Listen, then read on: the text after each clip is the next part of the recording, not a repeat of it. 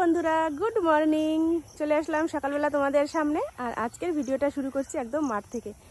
সকালবেলা হাঁটতে এসেছি, তো ভাবলাম হাঁটবই যতক্ষণ তোমাদের সঙ্গে নিয়ে হাঁটি। আর এই জায়গার পরিবেশটা তো এতই সুন্দর যে তোমাদের না দেখিয়ে থাকতে পারলাম না। তো রাস্তায় চলে এসেছি, মাঠের মধ্যে একটা ঢালাই রাস্তা রয়েছে, সেখানে হাঁটছি। আর সকালবেলা সূর্যি মামা উঠেছে, এত সুন্দর লাগছে। তার সাথে সাথে আজকে নতুন জিনিস একটা চোখে পড়লো, সেটা হচ্ছে এই কদম ফুল। কদম বাগানের পাশ দিয়ে হাঁটছে, এই যে আমার পিছনে তোমরা দেখতেই পাচ্ছ, এই যে হচ্ছে কদম বাগান। এই দেখো, এই পুরোটাই কদম বাগান। এই বাগানটা বলতে কি, এই বাগান যে জমিটা, এই জমিটা আগে আমাদের ছিল। আর এই জমিটা আমার বিয়ের সময় বিক্রি করেছিল, তাই মনে পড়ে। আর আজকে সেই জমিটা কত সুন্দর কদম বাগানে সেজে উঠেছে। তো একটু হাঁটি সকালবেলা, তারপরে বাড়ি যাব। বাড়ি গিয়ে তো তোমাদের সাথে সারাদিন আছি, কি করব না করব সব কিছুই শেয়ার করব। তোমরা পুরো ভিডিওটা দেখতে থাকো। এই একটা হচ্ছে লেবু বাগান, দেখো একটা গাছে কত ফল ধরতে পারে, কত লেবু ধরেছে গাছটার মধ্যে, ঠিক আছে।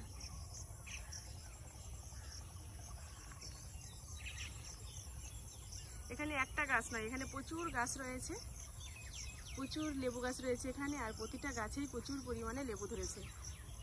সূর্যি মামাকে লাগছে কি মাইরি, দেখেছো কেমন একটা ভাষা বললাম তোমাদের সামনে। মানে এত সুন্দর দৃশ্য দেখে না, নিজের ভাষাটাও ঠিক করে মানে ধরে রাখতে পারি না। এই যে হচ্ছে রাস্তা, আর এই যে আমি হাঁটছি।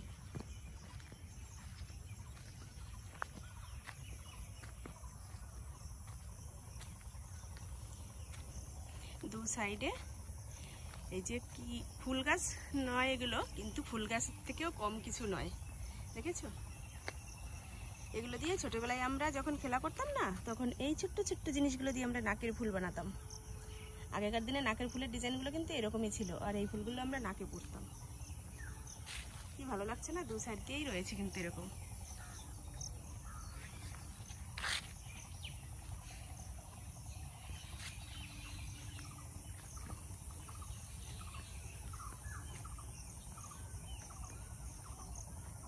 আর পাশে রয়েছে একটা কলা বাগান,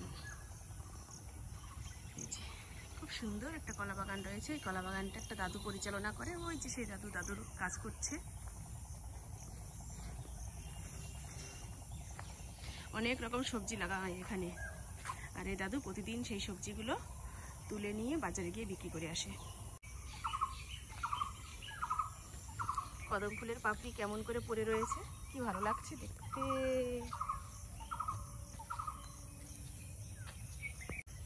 এই জায়গাটায় আমি সকালবেলাও হাঁটতে আসি, বিকালবেলাও হাঁটতে আসি, কিন্তু তোমাদের সাথে তো আর প্রতিদিন শেয়ার করা হয় না। তাই ভাবলাম আজকে সকালবেলা একটু তোমাদের সঙ্গে নিয়েই চলি। এখন একটু হাঁটি হাঁটি করব, তারপরে বাড়ি যাব। মাঠে আসলে কত রকম সুন্দর সুন্দর দৃশ্য দেখা যায়। এগুলো দেখো কাশ ফুল, এই দেখো এখনো ফুল আসেনি, একটা দুটো হয়েছে। আর কি ভালো লাগে না কাশফুল গাছগুলো, একদম ধান গাছের মতন। দেখেছি অনেক ঘন কাশফুল, কাশ বন হয়েছে এখানে।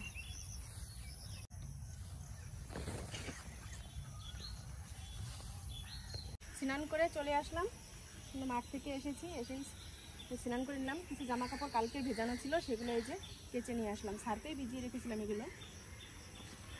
আর গতকালকে যেগুলো কেচেছিলাম সেগুলো তো পুরোপুরি শুকায়নি, সেগুলো এখন আবার নেড়ে দেবো। আর এগুলো পরে আবার ভিজিয়ে রেখেছিলাম, এখনও কিছু ভেজাতে হবে। ওই দেখো বের করে রেখেছি, কেননা গরম পড়েছে যেই পরিমাণে, তাতে জামা কাপড় সার্ফে না দিলে না দ্বিতীয়বার আর পরা যায় না সেগুলো। আর এখন কিন্তু খুব বেশি বেলা হয়নি, সকাল 6:30 বাজে। অনেক বাড়ির এখনও কিন্তু কেউ ওঠেই নি, মানে কেউ বলতে কি অনেক বাড়ির মানুষ এখনও ওঠেই নি। আর আমি এসে স্নান করা হয়ে গেছে, এখন ঘরের কাজকর্ম সারবো। আজকে বেডশিটটা পাল্টাবো, অনেকদিন ধরেই রয়েছে একই বেডশিট। বিছানাটা তুলতে হবে, বিছানা তোলাই অবশ্য কিছুই নেই, পাতা শুধু একটা বালিশ হয়তো রয়েছে নিচে। এই প্যান্টটা বাথরুম দিয়ে দেবে, গাড়াটা একদম ঢিল হয়ে গেছে। ঘরে চলে আসলাম, আর বিছানাটা এখন তুলে নেব। এই বেডশিটটা অনেক কয়েকদিন হয়ে গেছে পাতা রয়েছে, এটা তুলে নেব। আর এটা বের করে নিলাম, এটা আবার পাতবো। এখন বেডশিট রয়েছে ঘরে আরও 2-3টে, কিন্তু ইচ্ছা করে না নতুন নতুন বেডশিট পাততে, কেননা মাটির ঘর তো 2-1 দিন পর পরই নোংরা হয়ে যায়। তাই যেগুলো একটু ডিসকালার হয়ে গেছে সেগুলোই পাতি, আর যখন কেউ আসবে বাড়িতে তখন তো নতুনগুলো পাতবই। তো চলো আমি বেডশিটটা পাল্টিয়ে নিই। এই বালিশটা না ছোট করব, এত বড় বালিশ অন্য কোনো কাভারগুলো পরাতে পারি না, বালিশটা ছোট করতে হবে। একে নিজেই করে নেবো ছোট।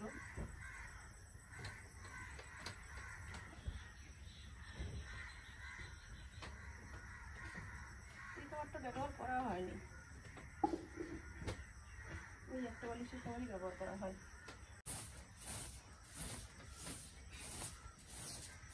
আর বিছানার চাদর পাল্টানো হয়ে গেছে,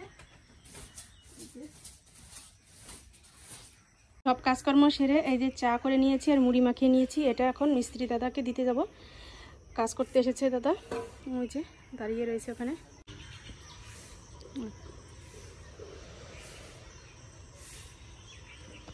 আর আমাদের চা মুড়ি নিয়ে নিয়েছে এই যে আমার আর মায়ের জন্য।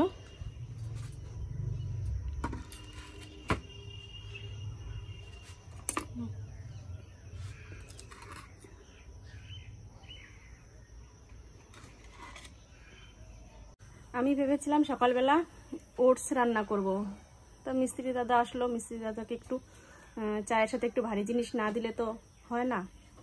বিস্কুট দিলে, বিস্কুট তো যতই মানে 3টে 4টে যাই দিই তাতে তো কোনো কিছুই হয় না, একটুখানি মুড়ি খেলে তবুও কিছুটা টাইম থাকতে পারবে। এর জন্য মুড়িটা মাখালাম, একটু বেশি করেই মাখিয়েছি যাতে আমাদের সবার হয়ে যায়। এর জন্য ওটসটা আর করা হবে না, সব কিছু নামিয়ে এনেছি এখানে ওটস রান্না করব বলে। তা যাই হোক, দেখা যাক পরে কি করি। সকালবেলা মুড়ি মাখা খেলে অম্বলের ঠেলা দেয়, এই জন্য মুড়ি মাখাটা অতটা পছন্দ করি না আমি। মানে এর মধ্যে সব কিছু থাকে তো, পেঁয়াজ লঙ্কা তেল সব কিছু দিয়ে মাখাতে হয়, সহ্য হয় না এটা।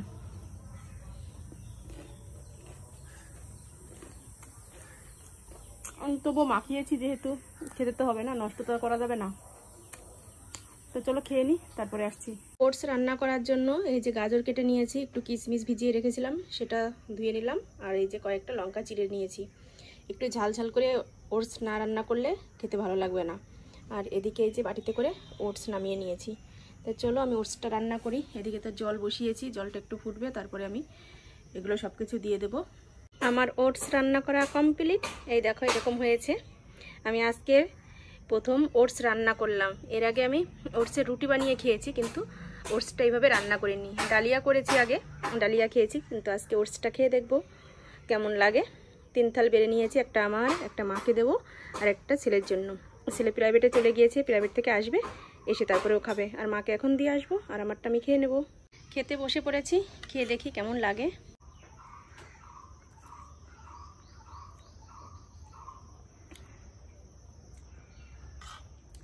ভালোই লাগে খেতে, একদম সাদা মিঠে সাদা মিঠে, হালকা কোন রকম কোনো রিস্ক নেই এতে।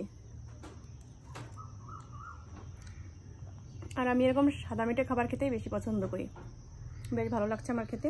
তো চলো আমি খেয়ে নিই, খেটে তারপরে আবার পরে তোমাদের সাথে কথা বলছি। ওটসের খিচুড়ি খাওয়া হয়ে গেছে, এখন একটু সেলাইয়ের কাজে বসবো। এই যে কাজ রয়েছে, এই কাজগুলো একটু করব, করে তারপর দুপুরে রান্নাবাড়ি করব। ছেলে প্রাইভেটে গিয়েছে, ও সকালবেলা কালকের সেই মাংস রান্না করেছিলাম, সেই মাংস ছিল, তাই দিয়ে মুড়ি দিয়ে দিয়েছিলাম, সেটাই খেয়ে ও প্রাইভেটে গেছে। তো চলো, আস্তে আস্তে তো লেট হবে, 8টার সময় গিয়েছে, 10টা 11টা, 10:30 11টা বেজে যাবে। তো ঝটপট আমি এই কাজগুলো একটু করি, তারপরে আমি রান্নার দিকে যাব। রান্না করতে চলে এসেছি, মাছ কেটে নিয়ে আসলাম, বাটা মাছ এনেছে আজকে। দেখেছো বাটা মাছের সাইজ কত সুন্দর, বড় বড় বাটা মাছ।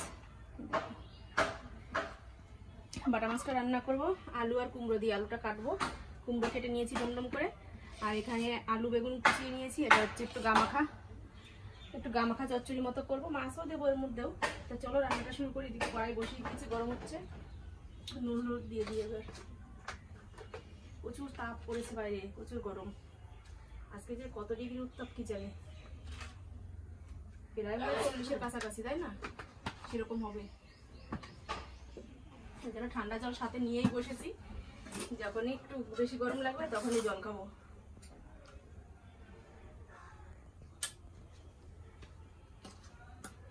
এরকম মাছ দিয়ে সর্ষে পাতুরি করলে ভালো লাগে, কিন্তু গরমের মধ্যে সর্ষে পাতুরিটা সহ্য হবে না।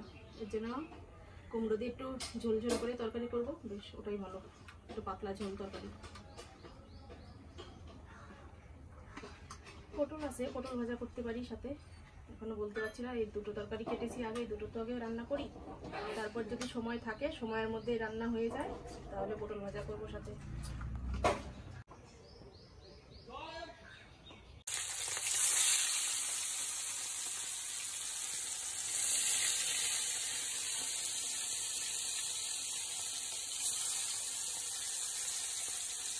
তরকারি বসিয়ে দিয়েছি আর মাছ ভাজা তো হয়ে গেছে। আমি এর মধ্যে থেকে 3টে মাছ কেটেছি, এরকম মাঝখান দিয়ে কেটেছি, সেগুলো হচ্ছে এই পাশে তরকারির মধ্যে দিয়ে দিয়েছি তরকারির মধ্যে। আর এই পাশে 6 পিস মাছ কেটেছি, এই 6 পিস মাছ দিয়ে কুমড়োর তরকারিটা রান্না করবো। কারণ আমরা 5 জন, আর মিস্ত্রি দাদা রয়েছে 6 জনের জন্য 6টা, মোট মাছ ছিল হচ্ছে 8টা, তার মধ্যে থেকে 3টে মাছ কাটা হয়েছে। সেজন্য রান্নাটা প্রায় এই তরকারিটা প্রায় হয়ে গেছে।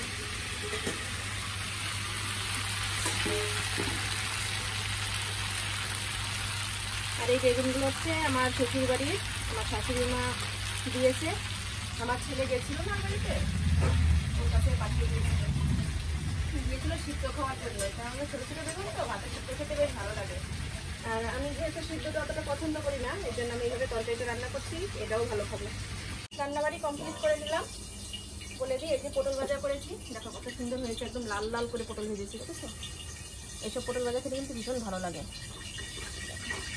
পটল ভাজা করেছি, এই যে আলু বেগুনের চচ্চড়ি করেছি, আর এই যে কুমড়ো আলুর মাছের ঝোল। আমি এখান থেকে তরকারি একটু আলাদা করব, কারণ ওই ঘরে দিয়ে আসতে হবে, তারপরে দাদাকে খেতে দেবো।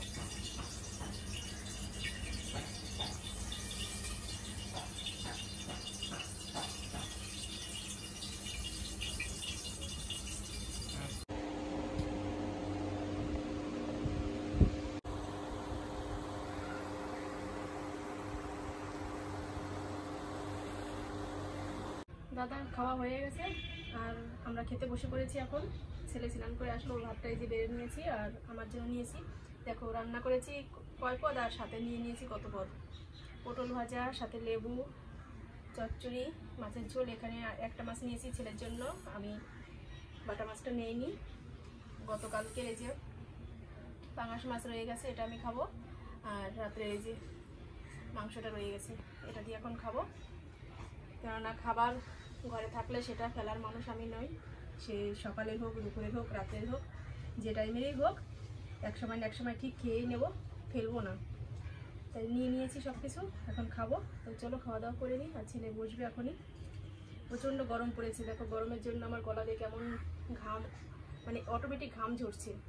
এইমাত্র মুখে বরফ দিলাম, বরফ দেওয়াতে মুখটা একটু ঠান্ডা হয়েছে, কিন্তু এই নিচটুকু এখন পুরো ঘেমে যাচ্ছে। এদিক দিয়ে নাইটিটা দেখলে বুঝতে পারবে যে কতটা ভিজে গেছে।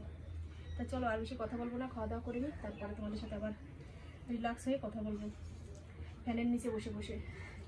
খাওয়া দাওয়া হয়ে গেছে অনেকক্ষণ আগেই, তবুও বসে রয়েছি। আর এই যে মা 7 আপ নিয়ে আসলো, এটা এখন খাবো এখানে বসে বসে।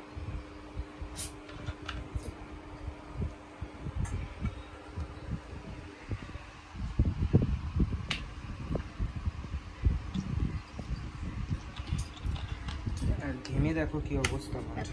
এত কিছু একসাথে খেয়েছি তো, এখন 7 আপটা অনেকটা কাজে লাগবে। ভেবেছিলাম আম কেটে খাবো, কিন্তু না, আমের থেকে এটা বেশি উপকারী হবে এখনকার জন্য। আর এই যে মাকেও 1 পিস মাংস ছিল, সেটা দিলাম, সেটা দিয়ে মা যে দেখো গামলায় করে খেতে বসেছে, ঠিক আছে?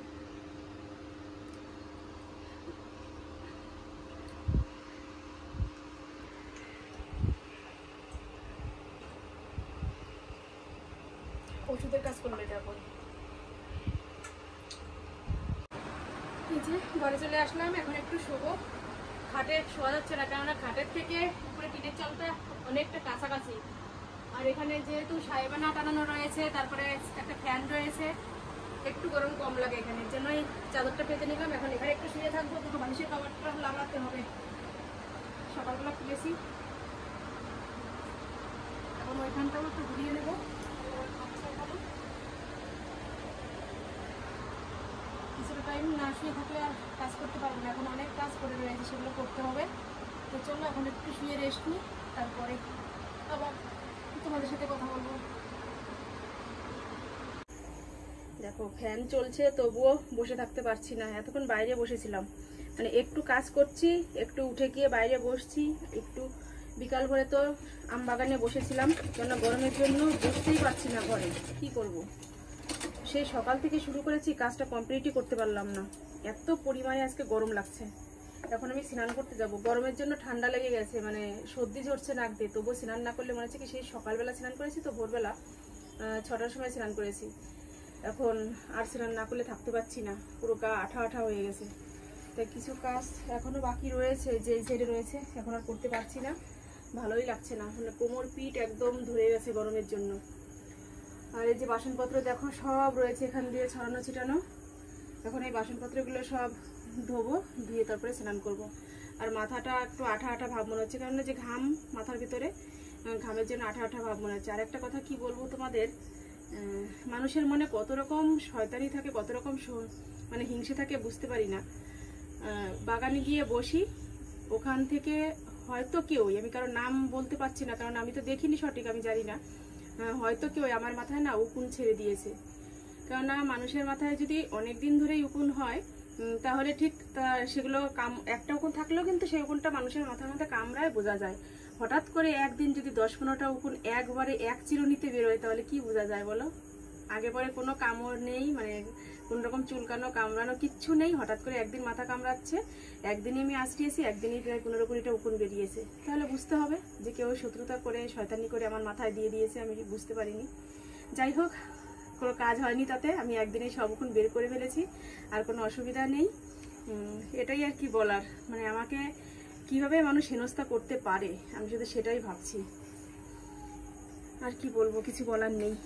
স্নান করে আসলাম, আর এই যে বাসনপত্র সব ধুয়ে নিয়ে এসেছি, দেখো এই ঝুড়িটা বের করলাম, আজকে খাটের নিচে ছিল, আগে ব্যবহার করতাম কিন্তু অনেকদিন ব্যবহার করা হয় না, আজকে দেখলাম যে এতগুলো বাসন হাতে করে আনতে অসুবিধা হবে, ঝুড়িটা নিয়ে গেছি, ওতে করে নিয়ে আসলাম, এক ঝুড়ি হয়েছে বাসন। আর আমি স্নান করতে যাওয়ার আগেই ছোলা সিদ্ধ বসিয়ে গেছিলাম, ছোলাগুলো সিদ্ধ হয়ে গেছে, এখন এই জলটা পরিষ্কার করবো, পরিষ্কার করে ছোলাগুলো তুলে নেবো, দেখো একদম সিদ্ধ হয়ে গেছে ছোলা, সকালবেলা ভিজিয়ে রেখেছিলাম, সিদ্ধ হয়ে গেছে। আর দুটো আম নিয়ে আসলাম বের করে, আম দুটো কাটবো এখন, এই হচ্ছে আমাদের রাত্রে ডিনার হবে। ছোলাটা মাখা করব পেঁয়াজ লঙ্কা দিয়ে, একটু লেবু দেবো, এই যে লেবুও বের করে নিয়ে এসেছি, লেবু দিয়ে পেঁয়াজ লঙ্কা দিয়ে ছোলা মাখা করব, আর আম কাটবো, এই হচ্ছে খাওয়া দাওয়া করবো। তো কি এগুলো করি, গুটিটা ভিতরে রয়েছে,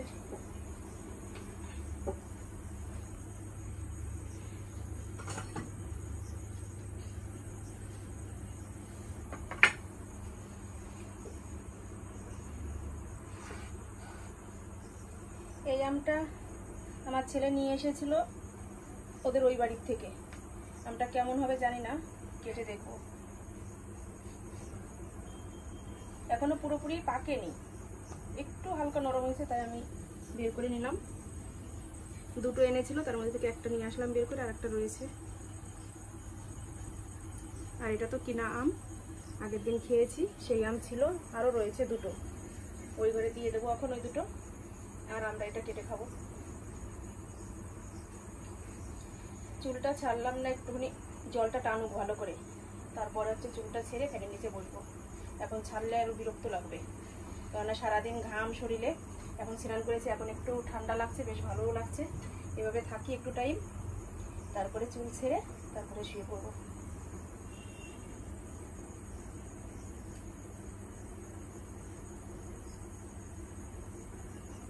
এই আমটা বেশ মনে হচ্ছে মিষ্টি হবে, একদম লাল টকটকে হয়ে গেছে, বুঝেছিস কেমন লাল হয়েছে।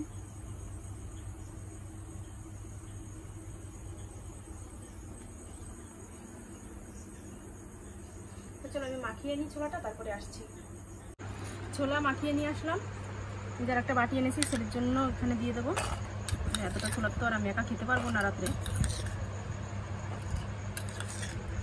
লেবুর রস দিয়েছি, দেখো জল গলে গেছে, লেবুর রস আছে, আর হচ্ছে বিট নুন। পেঁয়াজটা দিলাম না, পেঁয়াজ দিলে এখন মুখে গন্ধ হয়ে যাবে, পেঁয়াজটা বাদ দিলাম।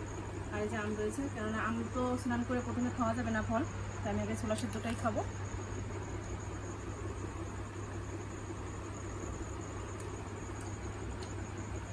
ভালো লাগছে,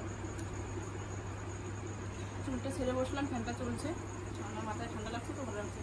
আর শ্যাম্পু করে এখন যে কি হালকা হয়ে গেছে মাথা, ভীষণ ভালো লাগছে। আর এই দেখো সে জামা কাপড় দুপুরবেলা ঘরে তুলে এনেছিলাম, সেগুলো একটাও ভাঁজ করা হয়নি। এগুলো এখনও ভাঁজ করতে পারবো না, কালকে ভাঁজ করবো। এগুলো নিয়ে এখন চেয়ারের উপর রেখে দেবো। তারপরে বিছানাটা পরিষ্কার করে নিয়ে ঝাড় দিয়ে ঝাঁটিয়ে তারপর শুরু করবো। তো চলো আজকের মতো আমার বকবক এ পর্যন্তই। তোমরা ভালো থেকো, সুস্থ থেকো আর আমার পাশে থেকো। আর আমার চ্যানেলটা এখনও যারা সাবস্ক্রাইব করেনি তারা সাবস্ক্রাইব করে দিও। আর ভালো লাগলে অবশ্যই লাইক করো, কমেন্ট করে তোমাদের মতামত জানিও।